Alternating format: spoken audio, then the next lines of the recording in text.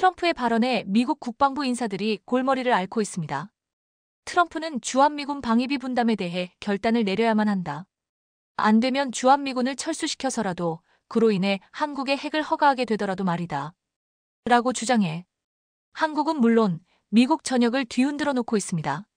한국 입장에서는 오히려 호재일 수도 있는 상황, 트럼프의 대책 없는 발언에 그간 어떻게든 한국이 핵을 보유하는 것을 막으려 했던 이들은 완전히 진퇴양난에 빠지게 되었는데요.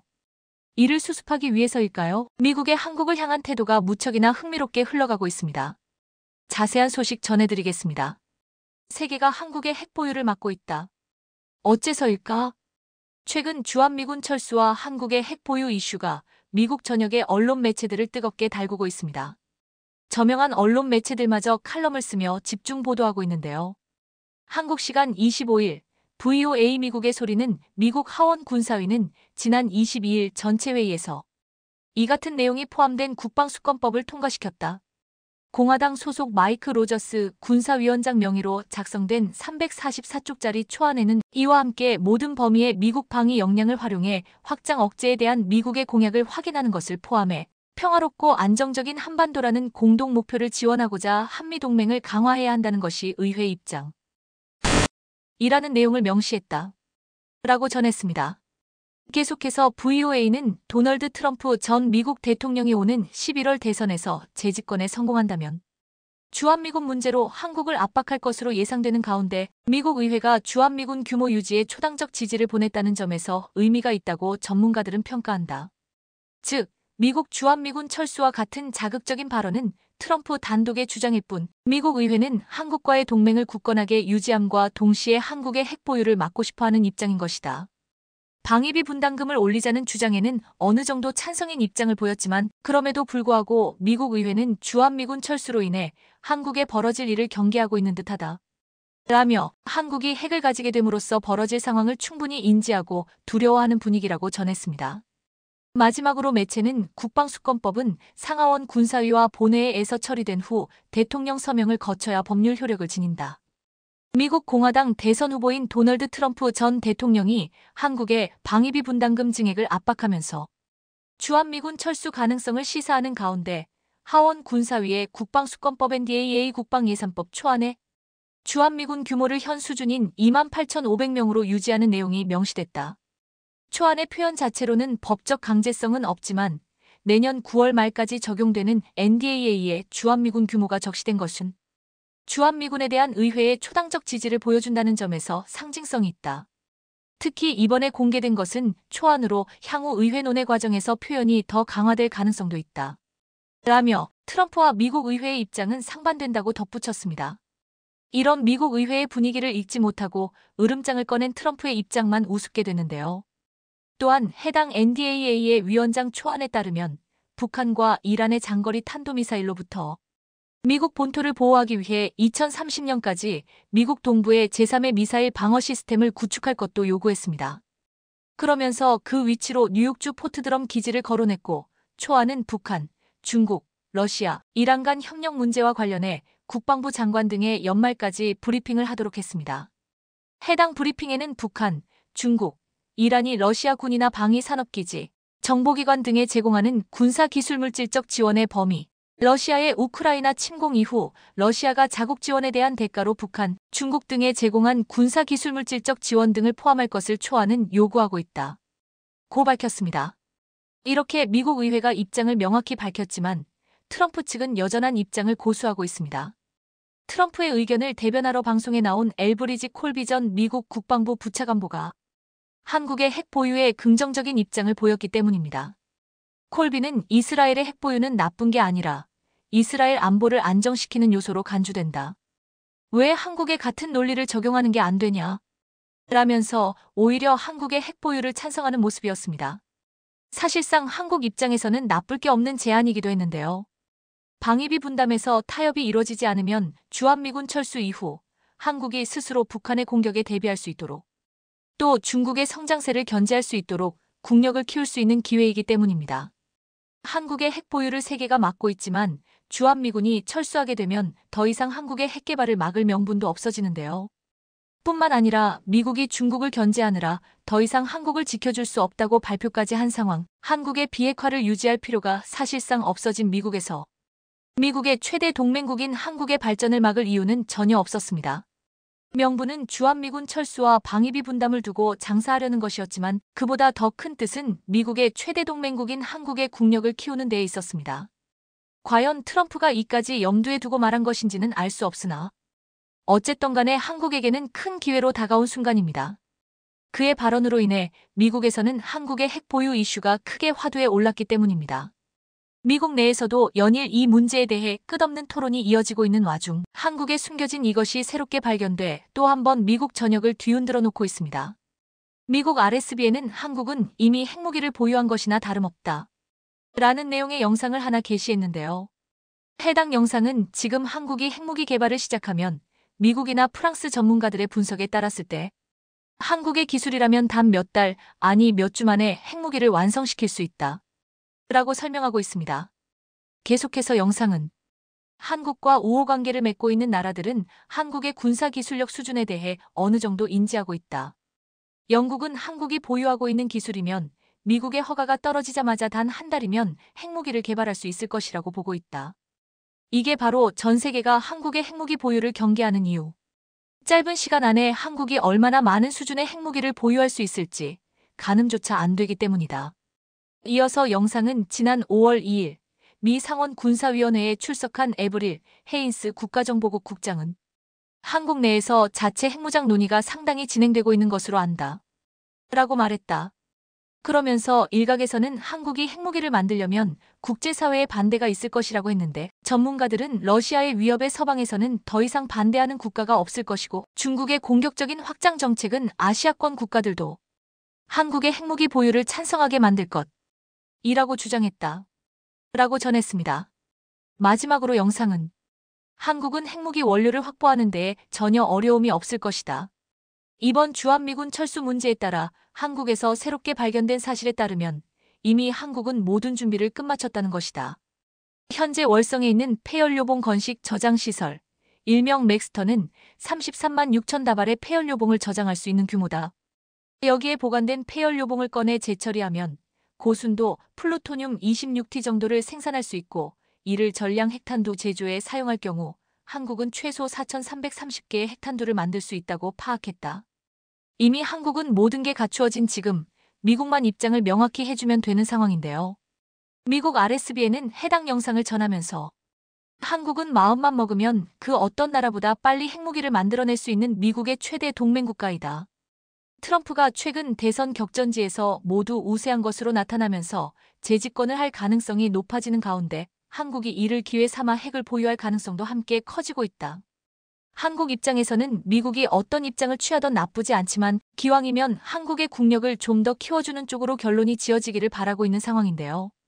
트럼프 미국 대통령과 젤렌스키 우크라이나 대통령 간의 회담이 노딜로 파국을 맞으면서 우크라이나전 종전 협상이 한치 앞을 알 수 없는 국면으로 빠져들고 있습니다. 백악관 집무실에서 열린 양국의 회담에서 미국은 무기 지원의 대가로 우크라이나의 희귀 광물 자원에 대한 접근권을 원했습니다. 하지만 젤렌스키 대통령과 트럼프 대통령, JD 벤스 부통령 간의 설전 이후 회담은 급격히 들어졌습니다. 배석한 벤스 미국 부통령이 트럼프 대통령이 평화를 위해 러시아와 외교를 하는 것이라고 말하자 젤렌스키 대통령이 러시아가 미인스크 평화협정을 위반하고 우크라이나를 침공한 사실을 재차 지적하면서 도대체 무슨 외교를 말하는 것이냐고 되물으면서 설전이 시작됐는데요. 두 나라 대통령들이 설전을 벌이는 장면이 생중계되자 트럼프 미 대통령은 우크라이나의 군사 지원 후 전면 중단하라는 명령을 내렸습니다. 양국 정상이 종전 협상과 관련해 이견을 좁히지 못한 채 정상회담이 조기 종료된 지 사흘 만에 내린 명령이었습니다. 트럼프의 명령에 따라 현재 우크라이나 영토 밖에 있는 모든 미군 장비의 이전이 중단되는데 여기에는 항공기와 선박을 통해 운송 중인 무기와 폴란드 환승 구역에서 대기 중인 장비들이 포함될 것이라고 합니다. 광물협정 체결이 불발되면 미국은 이 전쟁에서 발을 빼겠다는 선언이었습니다. 이렇게 트럼프 미 대통령이 우크라이나를 압박하자 우크라이나만큼 엄청난 충격을 받은 건 바로 유럽이었습니다. 결국 미국을 믿을 수 없고 이제 유럽이 재무장을 할 수밖에 없다는 분위기가 팽배해진 것입니다. 그러자 의외의 나라가 이 상황에서 주목을 받고 있다고 하는데요. 어떤 나라인지 오늘은 이 소식 자세히 전해드립니다. 트럼프 미 대통령과 젤렌스키 우크라이나 대통령 간의 정상회담이 파행되는 모습이 전 세계에 방영된 날, 세계는 이것이 미국의 세계 경찰 시대가 사실상 막을 내렸다고 분석했습니다. 유럽의 정상들은 트럼프 대통령의 탈세계화 정책이 현실이 되자 비공식 정상회의를 열고 유럽 안보 강화 대책을 논의했습니다. 우르줄라 폰데어라이엔 EU 집행위원장은 유럽은 급히 재무장해야 한다. 오는 6일 EU 정상회의에서 이를 위한 포괄적인 계획을 제시할 것이라고 말했습니다. 마르크 리터 NATO 사무총장도 더 많은 유럽 국가가 방위비를 증액할 계획이라고 밝혔습니다. 미국이 유럽 안보에서 손을 떼려는 듯한 태도를 보이면서 방위비 증액을 압박하고 나서자 유럽은 물론 한국에서도 방산 기업의 주가가 상승세가 두드러졌습니다. 독일 최대 방위 기업인 라인메탈, 이탈리아 레오나르도, 프랑스의 탈레스, 영국의 BAE 시스템즈 등이 눈에 띄게 강세를 보였습니다. 한국에서는 하나오션, 현대로템, 하나시스템, 풍산, LI지넥스원과 한화에어로스페이스가 눈에 띄게 상승했습니다. 한화에어로스페이스는 폴란드와 루마니아를 비롯해 동유럽 국가에 자주포 등을 수출해온 기업으로서 수출 수주 잔고가 늘어나며 마진율도 개선될 것이란 분석이 나왔습니다. 우크라이나 전이 종료되더라도 노후화된 구소련제 무기체계 교체가 필요하며 한화에어로스페이스는 폴란드 현지 생산 거점을 통해 추후 수출이 가능할 것이란 전망도 나왔습니다. 키어 스타머 영국 총리가 유럽 국가들과 함께 우크라이나 안보를 지키는 의지의 연합 코얼리션 오브 더 윌링을 추진하겠다고 밝힌 것도 방산주의 호재로 작용했습니다. 그리고 한국 방산은 지금 동유럽에서 호평이 이어지고 있습니다.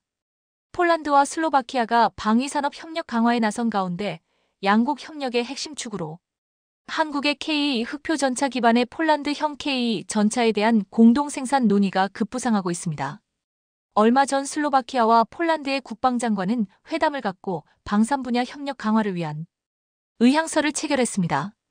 이 협정의 핵심은 폴란드가 한국의 K 전차를 자국에서 변형 생산하는 KPL 모델에 슬로바키아가 깊은 관심을 보인 점입니다. K 전차가 두 나라 간 협력의 상징으로 떠오른 겁니다. 폴란드는 2022년 한국과 1,000대 이상의 K 전차 도입 계약을 체결하며 이를 KPL로 개량해 생산 중입니다. 슬로바키아는 국방비를 GDP의 2% 이상으로 늘리며 나토 내에서도 국방 강화에 대해 적극적인 모습을 보이고 있는 나라 중 하나인데요. 슬로바키아가 폴란드에서 생산된 K 전차 조달을 추진하게 되면 한국, 폴란드, 슬로바키아 3국 간 방산 협력 체제 구축 가능성까지 점쳐지고 있습니다. 우크라이나가 미국과의 협상에서 굴욕을 당하는 모습을 보면서 국방력이 얼마나 중요한가 새삼전 세계가 그 중요성에 대해 다시 한번 생각해보게 됐는데요. 현재 한국은 탄탄한 방산 기술력으로 존재감을 드러내고 있습니다. 미국은 도널드 트럼프 2기 행정부 출범 후 처음으로 미 항공모함을 한국에 보내 한미동맹 강화를 재확인했습니다. 한미 해군은 부산 해군작전기지에 정박한 미 해군 제1항모강습단 소속 항공모함 칼빈슨함 CVN 70의 경납고에서 기자회견을 열고 칼빈슨함을 공개했습니다. 칼빈슨함이 속한 제1항모강습단 마이클 워시준장 단장은 트럼프 행정부 들어 한미일 안보 협력이 약화할 수 있지 않느냐는 질문에 이렇게 답했습니다. 부산에서 기항하고 존재감을 드러낸 자체가 한미동맹이 계속 강화되고 유지되고 있음을 방증하는 것이다.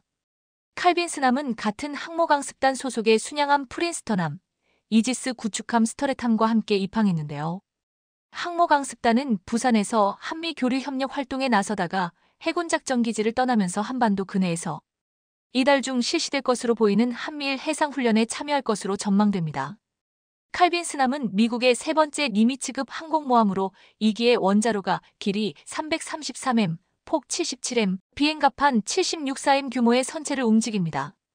칼빈슨함에는 F-35C 스텔스 전투기와 FA-18 슈퍼호넷 전투기, E-2C 호크아이 조기 경보기 등이 탑재되어 있습니다. 트럼프 2기 행정부 출범 이후 미국이 가장 협력을 원하는 분야 중 하나가 바로 조선입니다. 트럼프 미 대통령이 한국과 미국 간의 조선 협력을 강하게 원하고 있는 지금 미 해군이 향후 30년 동안 매년 42조 원 규모의 군함을 발주할 계획이라는 소식이 알려지면서 이것이 한국 조선업계의 기회가 될 수 있다는 분석이 나왔습니다. 대한무역투자진흥공사 코트라는 미국 해양 조선업 시장 및 정책 동향을 통해 본 우리 기업 진출 기회라는 보고서에서 이달 초 미국 의회가 한국 등 동맹국이 자국 조선소에서 미 해군 함정을 건조할 수 있도록 하는 내용을 담은 해군 준비 태세 보장법을 발의했고, 이 법안이 통과되면 한국 조선업계의 미 함정 및 해안 경비대 선박 수주 가능성이 높다고 분석했습니다. 미 의회 예산국 12호 1월 보고서에 따르면 미 해군이 신규 함정 조달을 위해 2054년까지 투입할 예산은 연평균 약 300억 달러, 하나로 약 42조 원 규모로 추산됩니다.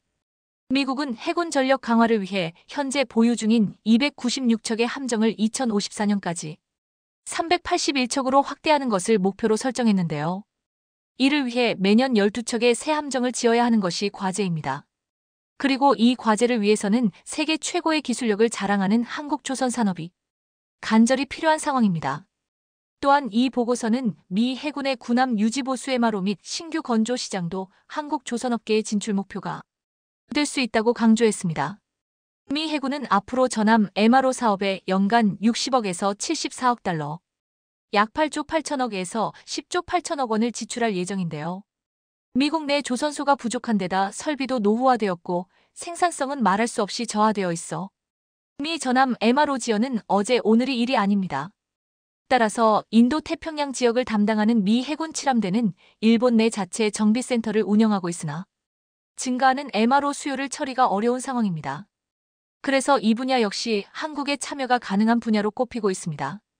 코트라의 보고서는 미국 조선 MRO 시장이 한국에 활짝 열리면 조선 대기업뿐 아니라 협력업체에도 혜택이 돌아가면서 K조선 생태계가 활성화될 것으로 예상했습니다. 유럽이 재무장할 가능성이 커지고 무엇보다 미국이 앞으로 30년간 매년 42조에 달하는 군함을 건조하고 10조 규모의 함정 유지 보수 프로젝트를 발주한다는 것은 한국 조선업에는 상당한 기회라는 것은 분명해 보입니다. 25년 전, 26년 전뿐만 아니라 불과 몇 년 전만 해도 우리가 국방에 GDP의 거의 5%를 지출할 것이라고 예상했겠습니까? 그리고 오늘날도 그렇습니다.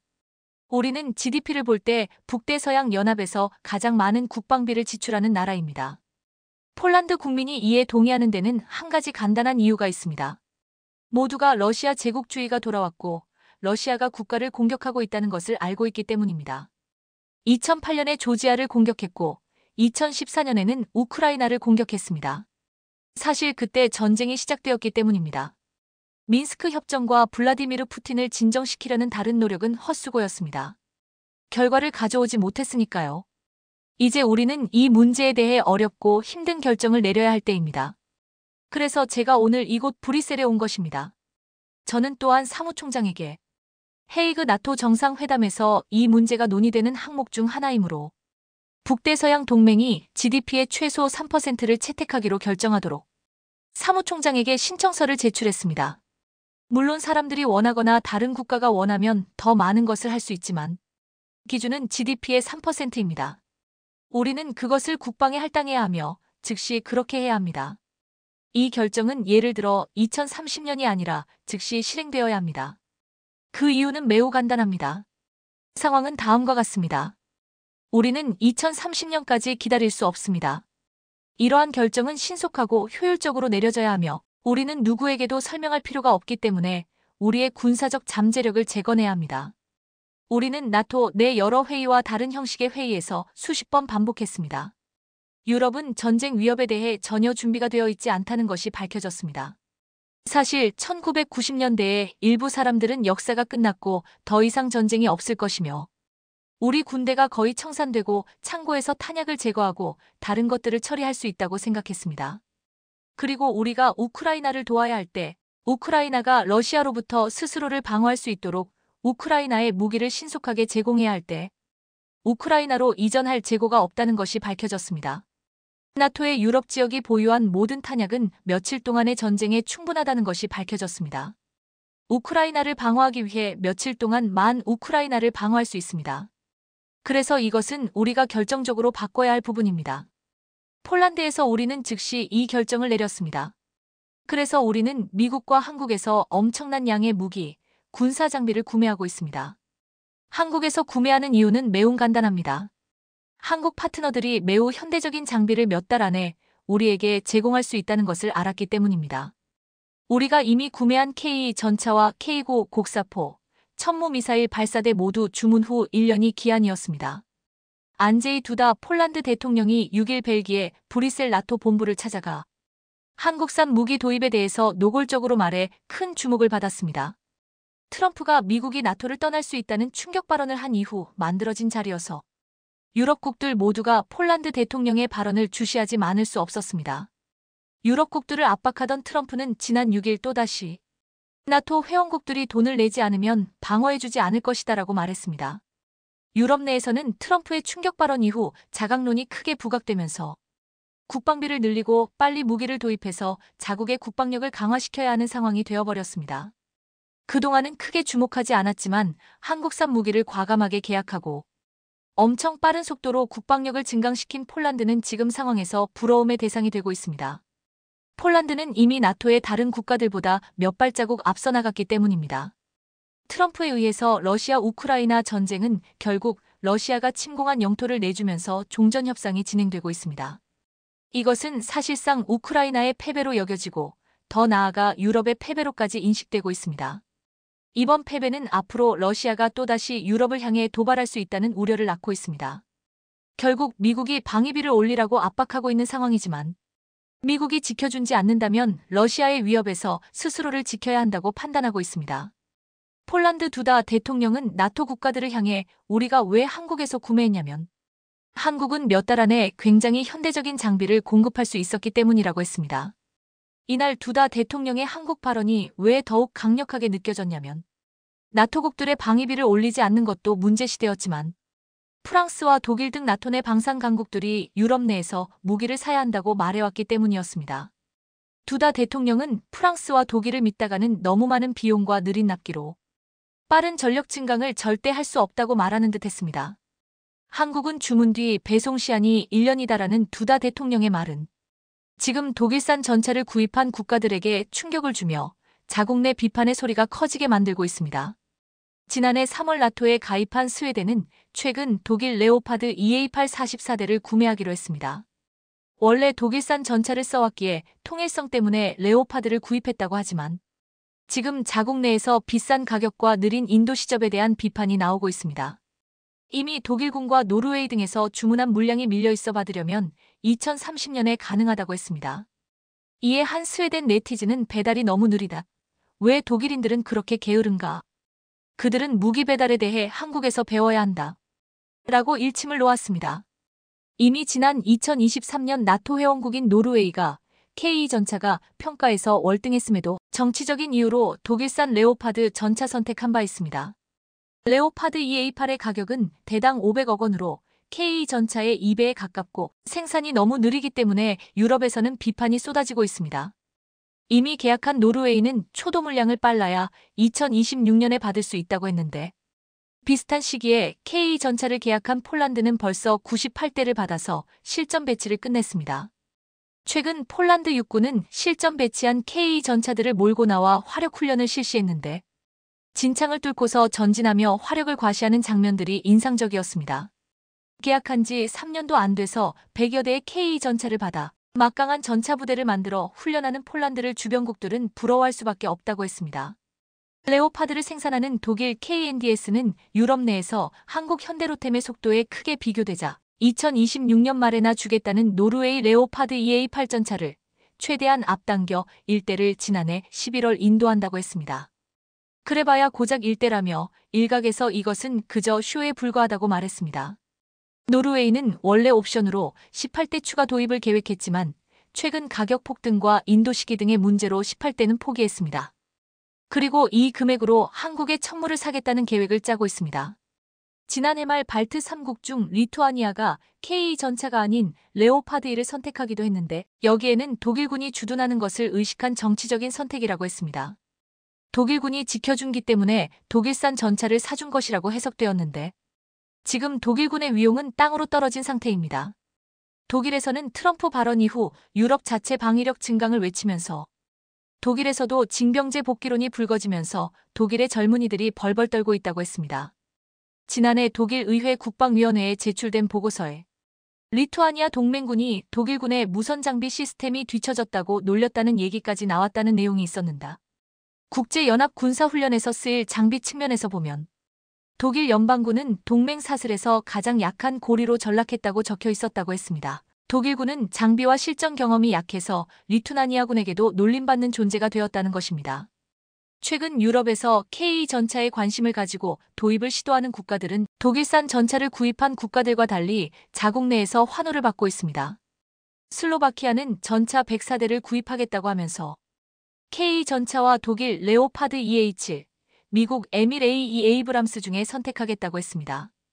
그 중에서도 유럽 내 분위기 때문에 독일 레오파드가 유력하다고 보도되었지만 최근 폴란드에서 생산하는 한국산 K 전차를 도입을 추진하고 있습니다. 루마니아도 군 현대화를 위해 300대의 신규 전차를 구매할 예정으로 지난 2023년 11월 미국 에이브람스 에이브럼즈 전차 54대를 우선 도입했습니다. 나머지 물량을 두고 K 전차와 독일 레오파드 EA8이 경쟁 중인데 이미 지난해 K 전차가 성능과 가격과 납기 속도 등에서 더 좋은 평가를 받은 것으로 알려졌습니다. 이 때문에 올해 K 전차 도입은 기정사실이 되고 있습니다. K 전차뿐만 아니라 K 구자주포는 이미 세계 최고 자주포 자리에 올라오면서 폴란드와 루마니아 등 동유럽 국가들을 비롯해 이미 북유럽 국가들에게는 주력 포병 전력으로 여겨지면서 나토 내에서 더욱 확산되고 있음을 보여주고 있습니다. 지난해 6월경 K 구자주포의 경쟁자 독일 라인메탈이 PGH-2000 자주포 생산을 재개했다는 보도가 나왔습니다. 폴란드 디펜스24는 폴란드에 K 구자주포 수십 대가 추가 인도가 된 날 독일 자주포 생산 시작이라는 제목의 기사를 내보냈습니다.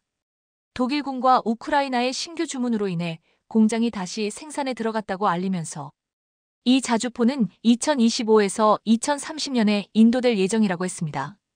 독일군은 우크라이나로 이전된 14대를 보충하기 위해 12대 정도를 주문했는데 이제야 생산이 시작되어 올해부터 2030년까지 받을 수 있다는 것이었습니다. 불과 주문한 지 2달 만에 24대의 K9자주포를 받은 폴란드는 웃을 수밖에 없는 상황인데 폴란드는 K9자주포를 주문한 지 2년여 만에 무려 144대를 받았습니다. 이것이 지금 폴란드 대통령이 유럽에서 한국을 외치고 있는 이유입니다. 폴란드 두다 대통령은 현재 폴란드를 공식 방문 중인 조태열 외교부 장관을 6일 만났습니다. 두다 대통령은 K 전차 2차 이행 계약의 체결이 조속히 이뤄져 폴란드에서의 현지 생산 등 상호 호혜적인 방산 협력이 실현되기를 바란다고 말했습니다. 폴란드는 K 전차 1,000대 중 그해 1차 이행 계약에서 180대를 공급하기로 했지만 당초 작년 말 타결이 유력했던 나머지 820대 규모의 2차 계약이 지연되고 있습니다. 820대의 전차 계약은 방산 역사상 역대급 계약이 될 것이라고 했는데 폴란드는 여기서 그치지 않고 이 전차 공장을 가지고 유럽에 K 전차를 보급할 계획을 하고 있습니다.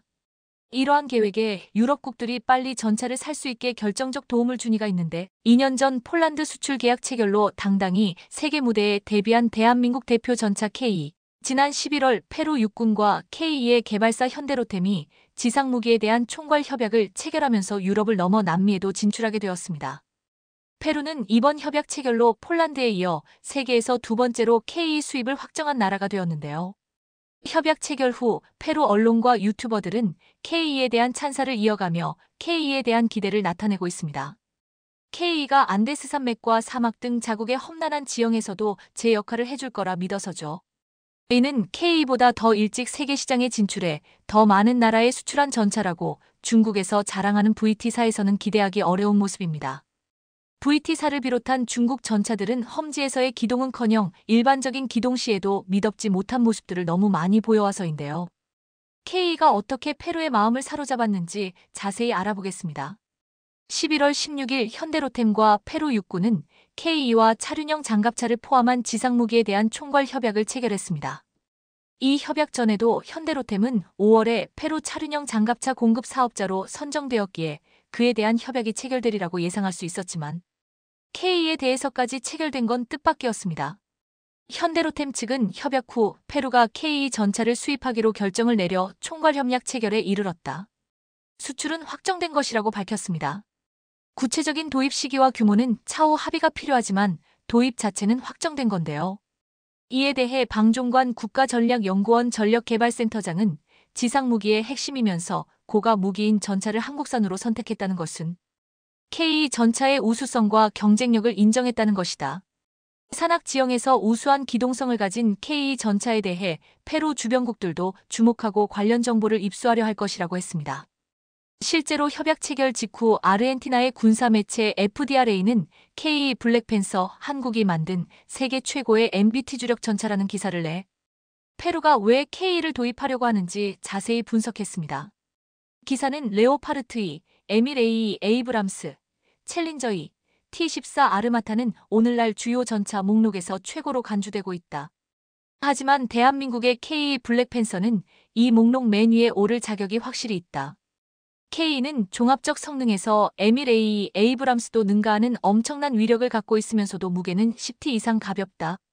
또한 톤당 25마력의 세계 최고의 중량 대비 출력을 자랑한다.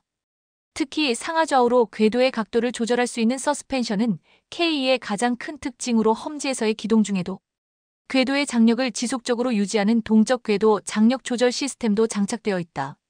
적어도 일반적인 기준에서는 KE가 현재 세계 최고의 전차 중 하나라는 것에는 의심의 여지가 없다. 세계 최고의 주력 전차라고 해도 타당하다 할 수 있다. 이 전차는 이미 큰 수출 실적을 올렸다. 폴란드는 최근 한국과 수십억 달러 규모의 계약을 체결해 앞으로 몇 년 동안 KE 최대 1000대를 현지에서 생산하고 인도받을 예정이다라고 전했습니다. 페루의 KE 도입에 대해 남미권 전체에서 큰 관심을 보인다는 것 자체로도 주목할 만하지만 KE를 세계 최고 수준의 전차 중 하나로 보고 있다는 것도 눈여겨볼 만한데요. 페루 현지 군사 관련 유튜버인 스크류16S CREW16도 협약 체결 후 얼마 안 돼 KE에 대해 소개하는 영상을 올렸습니다.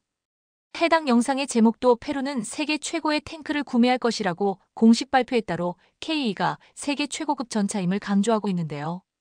왜 그렇게 평가하고 있는지 영상을 통해 직접 확인해 보시죠. 현재 거의 확정적인 소식에 따르면 페루는 성능과 납기 모두 미국의 에이브람스를 능가하는 최고의 주력 전차를 보유하게 될 거라고 합니다. 이 전차는 에이브람스도 뛰어넘는 세계 최고 수준의 전차임을 밝히고 이야기를 시작하겠습니다. 이 KE 블랙팬서는 대한민국의 전차입니다.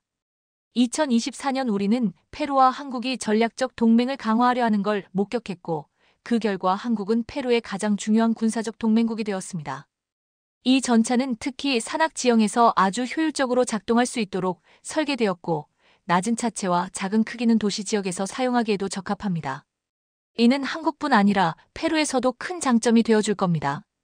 페루는 10년 안에 여러 나토 국가들도 부러워할 수준의 군대를 갖게 될 겁니다. 영상을 본 페루 네티즌들은 KE 블랙팬서는 세계에서 가장 뛰어난 탱크다. 페루에서 KE가 생산되면 페루의 사막에 적합하게 설계될 것이다. 이를 통해 유사한 전장 환경을 가진 아시아와 아프리카 국가들에도 이 모델을 수출할 수 있을 것이다라는 등 KE에 대한 기대감을 나타내고 있습니다. 특히 페루가 라이센스 등을 얻어 KE를 페루 현지에서 생산하게 되면 비슷한 자연 환경을 가진 다른 나라들에서도 큰 호응을 얻을 거라는 반응이 많다는 데 주목할 필요가 있는데요. 페루는 익히 알려진 것처럼 국토 중앙을 중심으로 해발 고도 수천 m의 안데스 산맥이 가로지르고 있습니다. 따라서 이런 나라에서 전차를 고를 때에는 험지 기동 능력을 우선적으로 보는 게 당연합니다. 그런 점에서 페루만큼 높지는 않지만 산지가 많은 한반도에서 운용되면서 험지에서의 기동력이 입증된 KE는 탁월한 선택이라 할 수 있습니다. 하지만 페루에서 필요한 건 단순한 고지대의 서해 기동력만이 아닌데요. 마추픽추 등 산악지대에 건설된 유적들이나 도시들로 인한 이미지가 강해서 상대적으로 부각이 안 되어서 그렇지. 페루에는 산 외에도 여러 험난한 자연 환경들이 있습니다. 서부 해안 지역은 상당수가 세추라 사막이나 와카치나 사막과 같은 사막지대고 안데스 산맥 너머 동쪽에는 아마존 유역에 해당하는 밀림도 있습니다. 말 그대로 어디에서나 기동할 수 있는 수준은 되어야 페루에서 쓸 수 있다는 건데요. 그렇기에 페루가 구체적인 계약 내용을 정하기 전부터 KE를 도입하겠다고 사실상 확정한 거라고 할 수 있겠습니다. KE는 이미 카타르군과의 합동훈련 등을 통해 사막에서도 평지와 같은 기동력을 발휘할 수 있음을 제대로 보여줬으니 말입니다. 2024년 10월에 카타르에서 있었던 카타르 지상군과의 연합훈련 당시 KE의 모습. KE가 산지에서만이 아니라 사막에서도 제 기동력을 발휘할 수 있다는 게 입증이 된 만큼 페루 사람들은 KE가 빨리 자국군에 도입되기만을 기다리고 있는데요. 이러한 KE의 장점은 KE보다도 훨씬 빨리 해외에 수출하는 기록을 세웠던 중국의 VT사와는 확연히 다른 부분이라 할 수 있습니다. VT사는 우리 KE와 마찬가지로 3, 5세대로 분류되는 전차로 2024년 상반기까지 태국에 총 60대, 파키스탄에 총 44대, 나이지리아에 총 6대가 수출되어 수출된 나라 수로는 KE보다 앞서는 것이 사실입니다. 수출 시기도 가장 먼저 수출된 태국 기준 2016년으로 KE의 쫄란드 수출 계약 체결보다 6년이 앞서죠. 그러나 이런 분명한 자랑거리가 있음에도 VT사가 세계 시장에서 KE와 같은 높은 평가를 받지 못하고 있는 것은 신뢰해도 괜찮을지 의심이 될 수밖에 없는 기동력 때문입니다.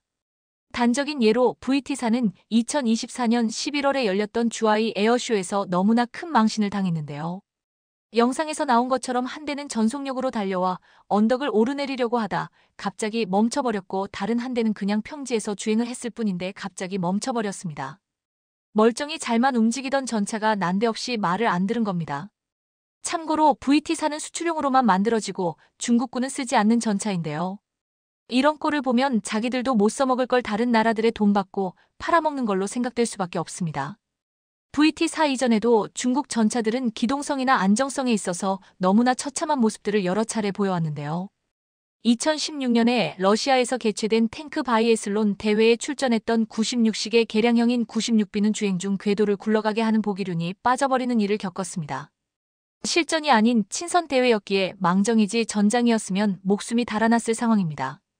2년 후인 2018년에 열렸던 대회에서도 96B는 다른 참가국들의 전차들과 함께 멀쩡히 달리는가 싶다가 갑자기 혼자 멈춰버리고 말았는데요. 대회에 참가했던 중국군 간부들도 이런 일이 벌어질 거라고는 생각도 못했는지 당황스러워하는 모습이 화면에 포착되었습니다. 그로부터 2년 뒤인 2020년 대회에서도 양압장치가 고장났는지 96B에 탄 승무원 중 하나가 갑자기 혼절하는 등 96식 계열 전차는 세계 무대에 나올 때마다 문제가 터졌습니다. 워낙 문제가 많이 발생하다 보니 원인이 전차에 있던 게 아니었던 일까지도 전차에 이상이 생겨서 일어난 걸로 오해를 산 경우도 있었는데요. 2017년 대회에서 96B 승무원들이 밖에서 탄약을 갖고 오려고 잠깐 내리려는 사이 조종사가 실수로 후진한 일이 있었는데 이게 전차가 고장나 탈출한 걸로 잘못 알려진 겁니다. 조종사 혼자 잘못한 것조차 전차에 문제가 생겨서인 걸로 오해될 정도로 중국 전차에 대한 신뢰도가 바닥을 기는 걸 보여줬다 할 수 있죠. 그리고 이러한 중국 전차들의 문제점은 VT사에 와서도 여전하다는 게 주하이 에어쇼를 통해 드러났는데요. 이 또한 페루가 차기 전차로 KE를 고른 이유라 할 수 있습니다. 페루는 중국 자본의 투자를 받아 창카이 항을 열고 운영권도 중국 업체에 주는 등 중국과의 교류가 활발한 나라임에도 전차 구매에 있어 VT사가 아닌 KE를 택했는데요. 그냥 평지에서 달릴 때도 각종 이상이 생기는 전차를 안데스 산맥이나 사막에서 굴릴 수 있을 거라고 생각하는 사람은 아마 없을 겁니다. KE가 페루를 비롯한 남미에서 에이브람스보다도 좋다고 평가받는 것도 평지에서의 기동에 특화된 에이브람스와 달리 어디에서든 기동할 수 있어서인데요. 최근 육군이 추진 중인 아파치 2차 사업 36대 도입 사업에 보잉이 4조 6천억 원을 선고하면서 헬기 무용론과 맞물려 백지화될 것으로 보입니다. 이러한 가운데 육군은 최근 국산 자폭용 드론을 활용하여 T-80U 전차 파괴 테스트를 진행했습니다. 오늘은 아파치 2차 도입 취소 추진 소식과 T-80U 전차 파괴 테스트 그리고 그 의미에 대해 분석해보는 시간을 가져볼까 합니다. 아파치 추가 도입 전면 취소. 우리 군은 아파치 추기 도입 사업을 보류하기로 하고 12월 16일에 열리는 제165회 방위사업추진위원회에 안건으로 올려 최종 여부를 결정할 것으로 전지고 있습니다. 육군 대형 공격 헬기 2차 사업은 지상군의 공세적 종심 기동작전 수행을 지원하는 사업입니다. 방사청은 아파치 추가 36대 도입에 총 사업비 3조 3천억 원의 예산을 책정했습니다. 현재 육군은 36대의 아파치 헬기를 1차 사업을 통해 당시 약 1조 9천억 원을 들여 AH-64의 아파치 가디언 36대를 도입해 전력화를 완료했습니다. 그러나 미국 국무부가 최근 FMS 대외 군사 판매 방식으로 한국에 4조 6,655억 원 규모의 아파치 공격 헬기 AH-64E 및 관련 물품에 대한 판매를 승인한 것으로 알려지면서 예산을 이미 1조 3천억 원 초과했습니다. 이는 아파치 가격이 대당 약 1,300억 원으로 KF-21 전투기보다 비싼 가격입니다. 또한 최근 러시아 우크라이나 전쟁을 통해 헬기 무용론이 나오면서 해당 사업에도 영향을 미치고 있습니다. 러시아군의 공격 헬기가 최신 생존 장비를 탑재했음에도 1,000만 원 안팎의 휴대용 지대공 미사일에 격추된 사례가 빈번했습니다. 러시아군 공격 헬기 미-28이 우크라이나의 자폭용 드론 공격을 받고 추락하는 영상이 공개되었으며 공격 헬기가 실전에서 드론에 당한 건 처음입니다. 이에 따라 개전 이래 러시아군은 300대 이상의 헬기를 잃었을 것으로 추정됩니다. 이와 같은 흐름에 세계적으로도 헬기 사업들이 속속 취소되고 있습니다. 미국은 차세대 공격 정찰 헬기 사업, 일본 자위대도 추가 도입을 취소했으며 호주에서도 아파치 헬기 도입을 재검토해야 한다는 주장이 나오고 있습니다. 군 일각에서도 공격 헬기에 대한 회의론이 일고 있습니다. 군 관계자는 헬기 가격과 운용 유지 비용이 점점 비싸지고 있다며 이 예산으로 헬기를 구입하는 게 의문이다라고 밝혔습니다. 헬기의 효과성과 가격 경쟁력이 확보되지 않으면 무용지물이며 차라리 상대적으로 값싼 무인 공격기를 도입하는 것이 우리 군의 전투력을 훨씬 높이는 데 좋은 방법일 수 있습니다. 다만 우리나라는 헬기 생존성 보장을 위해 국산 헬기인 LAH와 상륙 공격 헬기의 유무인 복합체계 적용을 준비하고 있어 미래 전장 환경에 대응하고 있습니다. 특히 우리가 개발 완료한 군단급 무인기나 미국의 리퍼급 무인기는 아파치 공격 헬기와 동급 무장이 가능하며 채공 시간은 더 길고 더 높은 고도에서 정찰 임무도 수행할 수 있어 실시간 전장 정보 공유도 가능해 그 효용성이 높습니다. 이와 더불어 드론은 고중량 무장을 탑재할 수 있지만 채공 시간이 부족한 것이 흠이지만 낮은 가격으로 인해 가성비가 좋습니다. 우리 군은 한국산 유인 헬기에 다목적 드론을 탑재하여 유무인 팀 전술 적용해 높은 생존성과 효율성을 보여줄 것으로 예상됩니다. 한국군 자폭용 드론으로 T-80U 전차 파괴 테스트 공개. 아파치 공격 헬기 도입을 포기하고 이 예산을 무인기 및 드론 도입에 투입하게 될 전망됩니다.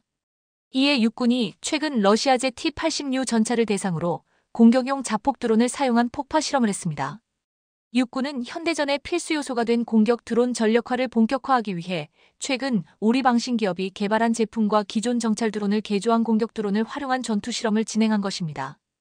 육군 관계자는 이번 전투 실험은 러시아 우크라이나 전쟁 등에서 주요 공격 전력으로 활용 중인 드론을 한반도 전장에서 활용할 수 있는 방법을 모색하기 위한 취지라고 실명했습니다.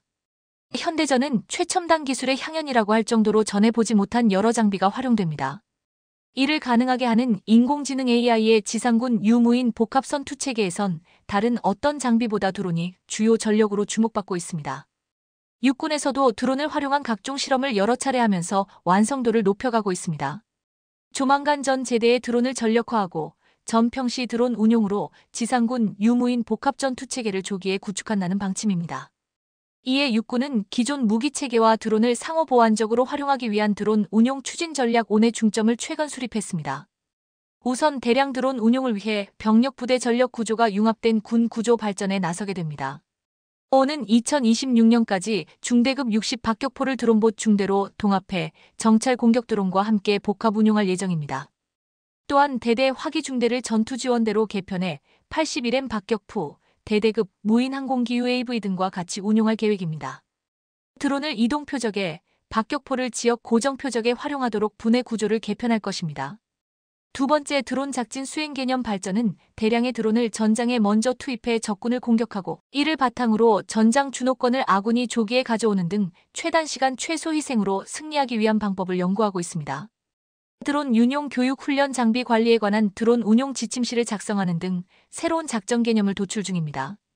세 번째 중점은 드론의 내량 생산 보급을 통한 다양한 드론의 신속한 전력화입니다. 육군은 드론 플랫폼을 계열화하고 부품 장비를 무드로하는 등 대량 생산 보급이 가능한 신속 획득 방법을 도입할 계획입니다. 국산 드론 외에도 우크라이나 전쟁에서 실전 능력과 신뢰성이 입증된 공격 드론 폴란드산 자폭 드론 등을 도입하는 등 드론의 배치 규모를 늘릴 계획입니다. 네 번째 드론 교육 훈련 체계 발전을 위해 2026년까지 중대급 이하 부대에 충분한 수의 훈련용 드론을 보급해 전 장병이 실전에서 드론을 자유자재로 활용할 수 있도록 교육할 방침입니다. 이미 부사관학교에 드론 교육 과정을 개설해 드론 전문 교관을 양성 중이며 간부 양성 보수 교육 과정에 드론 분야를 추가하는 등 지속 확대할 계획입니다. 마지막으로 야전 부대가 드론을 쉽고 다채롭게 활용할 수 있도록 드론 정비 체계 구축에도 심혈을 기울이게 됩니다. 육군은 드론에 문제가 발생했을 때 운용부대는 문제가 생긴 부품만 교체해 즉각 작전 교육 훈련을 지속하고, 세부적인 수리 정비는 업체를 통하는 3단계 정비 지원 체계 부대 정비, 야전 정비, 외주 정비를 구축할 예정입니다. 또한 드론 분야의 민군 기술력 확보 및 드론 붐 조성을 위해 매년 열고 있는 육군 참모총장배 드론복 경연대회도 학내 운영합니다.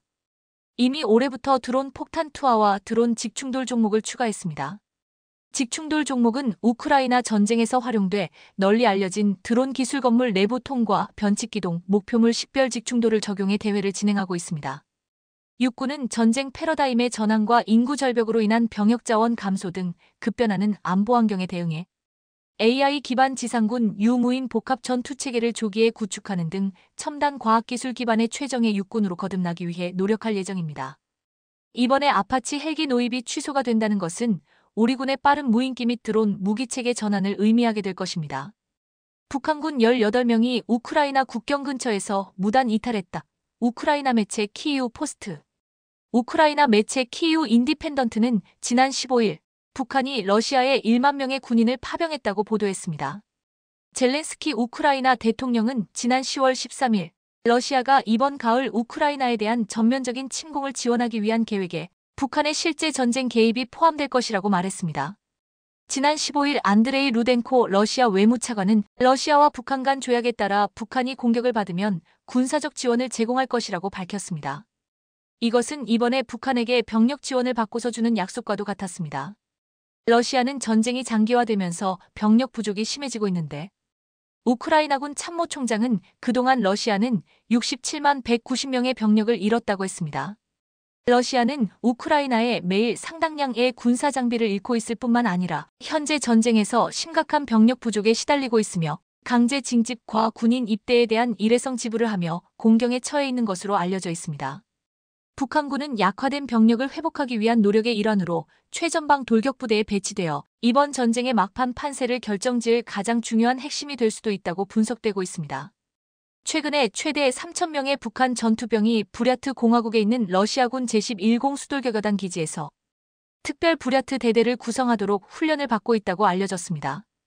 이 보고서에 따르면 이 부대는 현재 무기와 장비를 제공받고 있으며 훈련이 끝나면 올해 말 지난 8월 우크라이나가 침공한 러시아 본토 쿠르스크주 전장에 배치될 것이라고 했습니다.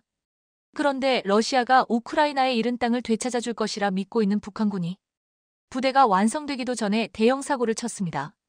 북한군 18명이 탈영한 것입니다. 우크라이나군 고위 관계자는 러시아 브리안스크주와 쿠르스크주 사이 우크라이나 국경 북서쪽 약 7km 지점에서 북한군 병사 18명이 탈영했다는 첩보를 입수했다며 러시아군이 이들을 뒤쫓고 있다고 전했습니다. 아직 이들이 잡히지 않았고 현지의 러시아군이 이 사실을 상급부대에는 숨기려 하고 있다고 했습니다. 이 보도에 꽤 신빙성이 있다고 했는데, 러시아는 북한군의 도움을 받기도 전에 탈영병들을 잡으러 다녀야 하는 신세가 되어버렸습니다. 북한군은 체구가 작고 빠르며 기도빈에게 능해서 쉽게 잡을 수가 없다고 했는데 추가적인 탈영이 벌어질 가능성도 있어 앞으로 러시아군에게 큰 부담이 될 수 있다고 했습니다. 북한군이 왜 탈영했는지 구체적으로 밝혀진 바는 없지만 지금 이에 대한 여러 가지 분석이 나오고 있습니다. 최근 도네츠크 전선 사망자 가운데 북한 장교 6명이 포함됐다고 알려졌는데 이번 탈영은 이것과도 무관하지 않아 보이고 있습니다. 영국 군사 전문가 존 포머는 러시아 전쟁에 파병된 북한군을 두고 북한군은 우크라이나군의 대포밥이 될 것이다라고 무시무시한 발언을 했습니다. 지금 20대의 젊은 북한군은 장마당 세대라 일컬어지면서 1990년대 고난의 행군을 유소년기에 겪으며 배급제가 아닌 장마당 경제활동을 통해 살아남았습니다. 이에 국가보다 개인의 경제적 안정을 중요시하고 체제 충성심이 낮아 북한 내에서도 탈영이 빈번하다고 했습니다. 또한 이 세대는 몰래 한국 드라마와 K-팝 등을 들으면서 한국 사회와 자유를 동경하며 귀순하는 일도 잦아지고 있습니다. 이들은 지금 감시체제가 심한 북한 지역을 빠져나와 생활하면서 러시아 지역에서 쉽게 탈영할 수 있는 환경 속에 놓여 있다고 했습니다. 이장마당 세대를 경험한 20대의 북한군들이 보기에 러시아로 보내지면 목숨을 담보하기가 어렵다는 것을 바로 느꼈을 것이라고 했습니다. 북한군이 배치된 러시아의 부랴트 부대는 시베리아와 몽골 북부 중국에 걸친 지역의 토착 민족인 부랴트족의 이름을 딴 것이었습니다. 부랴트 공화국은 동부 시베리아에 위치하고 있으며 원주민은 아시아계 외모를 가지고 있고 부랴트 공화국은 동부 시베리아에 위치하고 있으며 원주민은 아시아계 외모를 가지고 있고 러시아는 지금 북한군과 외모가 비슷한 부랴트족으로 둔갑시켜 전장에 내보내려는 속셈을 보이고 있습니다. 그런데 그동안 러시아는 소수민족인 부랴트족을 가장 위험한 지역에서 투입해 희생시켜왔습니다. 엑서터 대학의 알렉세이 베수두노프가 2022년 12월에 실시한 연구에 따르면 우크라이나에서 사망한 러시아인들 사이의 민족적 불평등에 대한 사례 연구 결과 러시아의 튀르크계 소수민족인 부랴트족과 투바족이 러시아계 사람들보다 전선에서 사망할 위험이 거의 4배나 높은 것으로 나타났습니다. 러시아는 지금 북한군에 의존하는데 북한군은 러시아가 원하는 도움을 줄 수 있을지 의문이 생기고 있습니다. 한 우크라이나 군 장교는 북한군의 효율성에 회의적인 견해를 표시했는데 북한군이 오래된 장비를 쓰면서 그 장비조차 부족하다고 설명했습니다. 또한 우크라이나의 반정보센터 책임자인 안드레이 코발렌코는 북한군 간부 장교 중 러시아어에 능통한 사람은 1%도 되지 않는다며 이들이 가서 과연 무엇을 할 거냐고 물었습니다. 북한군이 받는 취급은 뻔할 것이라고 했습니다. 이를 두고 일각에서는 해외 파병된 한국군과 북한군의 위상에 대해서 비교하기도 했습니다. 북한군이 러시아군에 편입되어 언어도 통하지 않아 총알바지 취급을 받으며 탈영병까지 생겼는데 최근 한국군의 행보는 전혀 달랐습니다. 한국군 정예부대 100명은 지난 14일 카타르에 입항해 K2 전차와 K9자 주포를 전개하며 존경의 시선을 받았습니다. 이번 훈련은 대한민국 육군 역사상 전투장비를 동반한 최초의 해외 연합훈련으로 세계 무대에서 대한민국의 위상과 국가방위 중심군으로서 육군의 저력을 과시할 것이라고 했습니다. 현지에서는 한국 육군의 철저한 준비가 놀랍다고 했는데 이번 훈련을 위해 7개월간 현지 언어를 습득하고 혹서기 체력훈련 등 맞춤식 교육훈련부터 부대 이동계획 수립까지 철저히 훈련을 준비했다고 했습니다. 한국군과 북한군의 위상이나 사기는 하늘과 땅 차이라고 했는데 이것은 심리전에서도 한국군이 압도하고 있다고 했습니다. 북한군이 투입된 러시아 우크라이나 전쟁에서 전쟁이 장기화되며 놀라운 일이 벌어지고 있습니다. 전쟁 중에 지금 러시아에서는 한류 열풍이 더욱더 뜨거워지고 있는데 K-팝 K-드라마는 대러 수출 통제에서 예외라고 했습니다. 또한 우크라이나인들 중에는 대다수가 K 콘텐츠를 통해서 전쟁의 공포와 우울감에서 이겨나가고 있다고 말하고 있습니다. K-팝 K-드라마는 러시아 우크라이나 전쟁뿐만 아니라 여기 투입되는 북한군들에게도 큰 영향을 미치고 있습니다. 지금 북한 김정은이 가장 두려워하는 것이 K-팝 K-드라마에 물들어가는 북한의 젊은이들이라고 말하고 있습니다. 이것은 그동안의 주입식 사상교육으로 막아낼 수가 없다고 했습니다. 우리 군 당국은 북한의 대남 쓰레기 풍선 살포에 대응해 지난 7월 21일부터 심리전 수단인 대북 확성기 방송을 전면 가동하고 있습니다. 최근 북한군 출신 탈북민들은 확성기 방송이 긍정적인 역할을 많이 한다면서 특히 북한 장마당 세대 군인들은 K-팝과 뉴스를 크게 반길 것이라고 했습니다. 최근 한 귀순자는 자신이 대북 확성기 방송을 10여 년간 들으며 개성에서 최전선 비무장지대 근무를 했다고 말했습니다. 근무 당시 특히 심야대가 되면 전파는 더욱 멀리 날아가 주민부락에서도 들리는데 각종 재미있는 노래와 유의한 정보, 북한 당국자들이 제발 듣지 말라고 하지만 전부 귀를 들어막지 않는 한 안 들을 수가 없었다고 했습니다.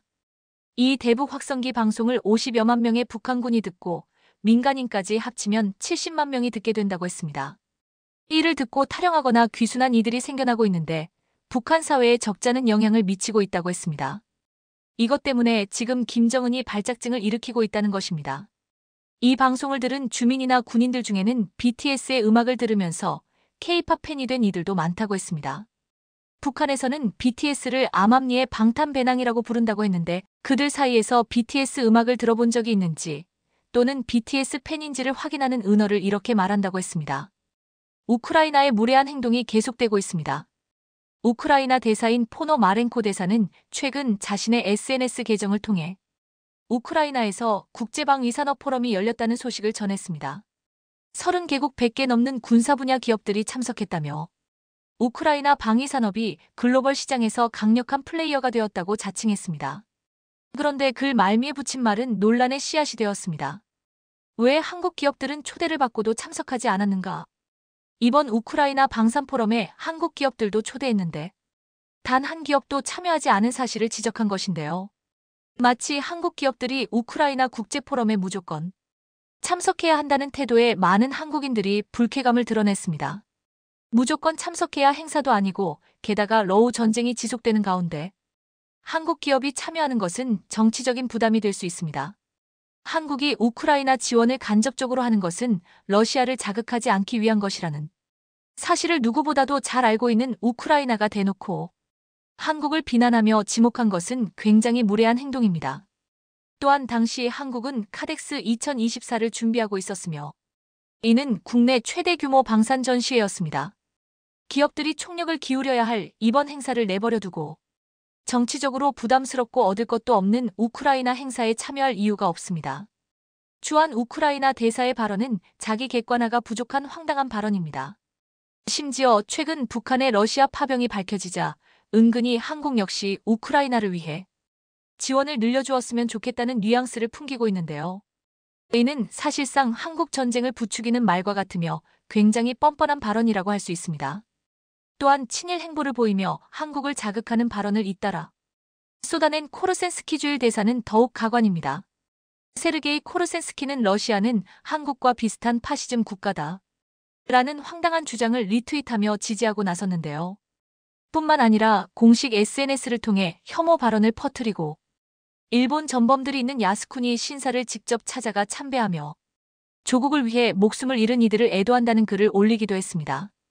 야스쿠니 신사는 도조 히데키 등 일본의 어급 전범 10명이 모셔져 있는 신사로 일본 제국주의의 상징이라 할 수 있는 장소입니다. 러시아의 침략 전쟁을 비난하며 국제사회에 도움을 요청한 우크라이나 대사가 전범을 옹호한다는 게 어이없습니다. 더 웃긴 것은 일본의 전쟁 범죄를 옹호하면서 뻔뻔하게도 한국에게 도움을 요청하고 있다는 것입니다. 그는 한국의 공식 항의에도 여전히 편중된 친일 행보를 걷고 있습니다. 일본 방위성이 올린 지도를 자신의 SNS에 게재하며 독도에 대한 잘못된 인식을 퍼뜨리기도 했는데요. 이 트윗에는 독도를 분쟁 지역으로 규정하는 일본의 일방적인 주장만 담고 있습니다. 러시아가 지배한 크림반도를 러시아 땅이라고 트윗한다면 우크라이나 입장에서는 반발할 텐데 정작 자신들은 한국에게 말도 안 되는 행동을 하고 있다는 것을 모르는 듯합니다. 그런데 이들이 대놓고 일본을 옹호하는 것은 일본이 우크라이나에 대규모 경제 지원을 약속했기 때문입니다. 올해 초 일본은 우크라이나 재건을 위해 1,400억 원에 해당하는 비용을 무상으로 지원하겠다고 발표했습니다. 기시다 후미오 전 총리와 데니스 슈 미하일 우크라이나 총리가 모여 우크라이나 재건 지원 방안에 대해 협의를 마쳤습니다. 또한 외교적으로도 러시아의 행동을 비난하며 우크라이나를 전 세계가 지지해야 한다고 말하며 우크라이나 보호를 천명했습니다.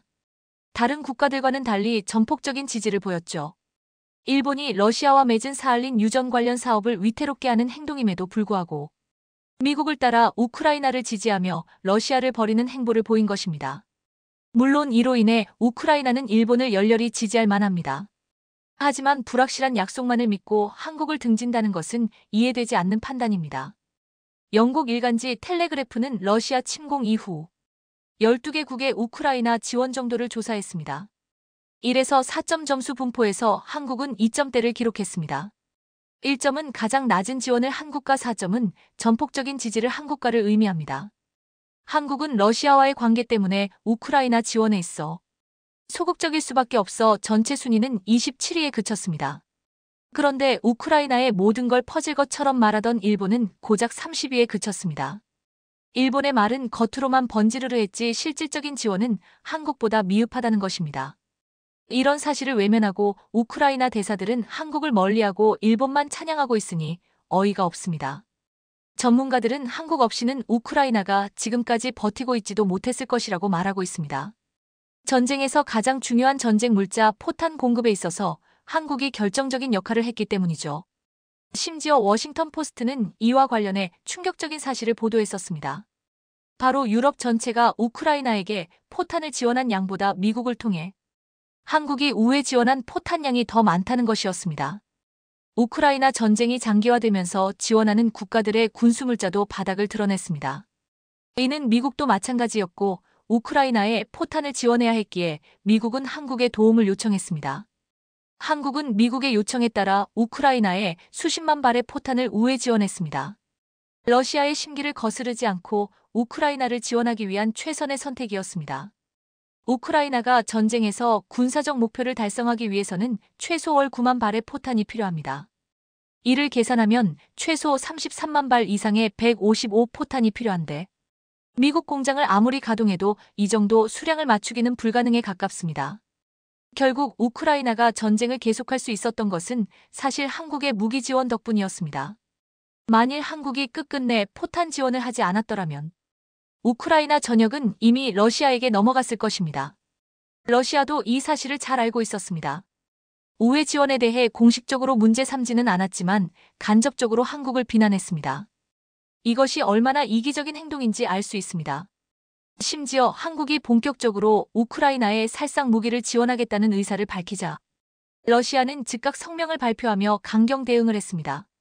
한국의 무기가 우크라이나에 직접적으로 흘러들어간다면 러시아는 전쟁에서 승리할 수 없다는 판단을 했기 때문입니다. 러시아 입장에서는 도저히 용납할 수 없는 상황이었을 것입니다.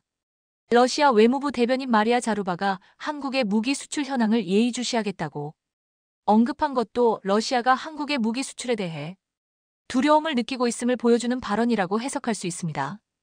이런 상황에서 우크라이나는 오히려 한국을 무시하며 한국의 무기 지원을 마치 당연한 것처럼 여기는 태도를 보였습니다. 한국의 호의를 너무나도 당연하게 받아들이고 있다는 것입니다. 심지어 일본을 찬양하며 한국을 등지는 행동을 하는 것은 우리 입장에서 받아들이기 힘든데요. 그동안 러시아를 응징하기 위해 우크라이나를 지원했는데 우크라이나가 이렇게까지 한국을 무시하는 상황에서 굳이 계속 지원을 해야 하나 싶은 것입니다. 한국은 최근 105 포탄 지원에 대해 미국과 논의를 이어나가고 있었습니다. 처음엔 북한의 손을 잡은 러시아를 징벌하기 위해 우크라이나를 위한 지원을 아끼지 않겠다는 입장이었지만 최근 다시 지원을 검토하겠다고 말을 바꿔버렸습니다.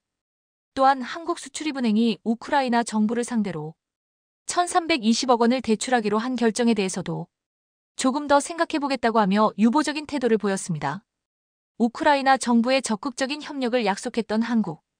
EU가 지원을 철회하거나 유보적인 입장을 보이자 우크라이나 정부는 매우 당황했습니다. 한국 정부의 태도가 실제로 바뀌었음을 체감하게 된 것입니다. 일각에서는 이러한 상황이 잇따른 우크라이나의 외교적 실수로 초래된 것이라는 분석도 있습니다. 그동안 한국을 무기창고처럼 취급하고 몰상식한 외교 태도로 분노하게 만든 것에 대해 우크라이나가 반성할 필요가 있다는 지적이 나오고 있습니다. 한국은 무기의 우회 지원 수량을 줄이겠다고 통보하는 등 우크라이나 전쟁에서 빠지려는 모습을 보이고 있습니다. 한국이 빠져버리면 우크라이나 전쟁의 승리는 러시아가 가져갈 가능성이 커 보이죠. 한국의 마음을 돌리기 위해 우크라이나 대사가 다시 한국 정부를 찾아가 도움을 요청하는 등 뒤늦게 한국의 마음을 사려는 움직임을 보이고 있지만 이미 한국 정부의 마음은 떠난 것으로 보입니다. 오히려 대한민국 전투기 구매까지 관심을 보이는 필리핀에 더 많은 무기를 판매할 것으로 보이는데요. 이에 대한 9월 25일 영상입니다. 최근 미국과 한국과 방산 FTA 체결에 대한 논의가 오가고 있습니다. 한미 방위 산업 협력은 잠재력이 굉장히 크지만 이를 위한 제도적 기반이 뒤처져 있다는 것이 방산 전문가들의 공통된 지적입니다. 대한민국 무기는 유럽과 중동 등지에서 대규모 수출 계약을 잇따라 따내고 있지만 세계 최대의 방산 시장에 들어가기 위해서는 방산 분야의 한미 자유무역협정격인 국방상호조달협정 RDP가 필수적이라는 것입니다. 미국은 미국산 우선 구매법에 따라 자국에서 생산 제조된 부품이 절반 이상 쓰이지 않은 외국산 방산 제품에 대해 차별적으로 50%의 비용을 부과합니다. 원가 기준 자국산 부품 비율이 올해 65%였고 2029년 75%까지 상향될 예정입니다. 미국과 RDP를 맺지 않은 나라의 방산 기업들은 미국 시장에서 제값보다 50%나 비싼 가격표를 붙여야 합니다. 현재 한국은 러시아와 중국을 제외한다면 방산 수출상이 15개국에 포함된 미국의 우방국 중 RDP를 맺지 않은 유일한 나라입니다. 정부는 2022년 한미 정상회담을 계기로 양국 간 RDP 체결 논의를 본격화하겠다고 밝혔습니다. 현재 한국산 FA-50 전투기를 비롯해 미국에서 긍정적인 평가를 받는 만큼 이러한 조치가 빠르게 이루어져야 할 것 같습니다. 300ml. 다음 소식입니다. 한국산 무기라면 국가 예산을 아끼지 않는 필리핀이 이번에는 한국산 자주포에 대한 관심을 드러내고 있습니다. 필리핀은 중국의 무력 도발에 가장 많이 노출된 나라 중 하나로 남중국해에서 분쟁을 일으키는 중국에게 가장 적극적으로 맞서고 있는 나라입니다.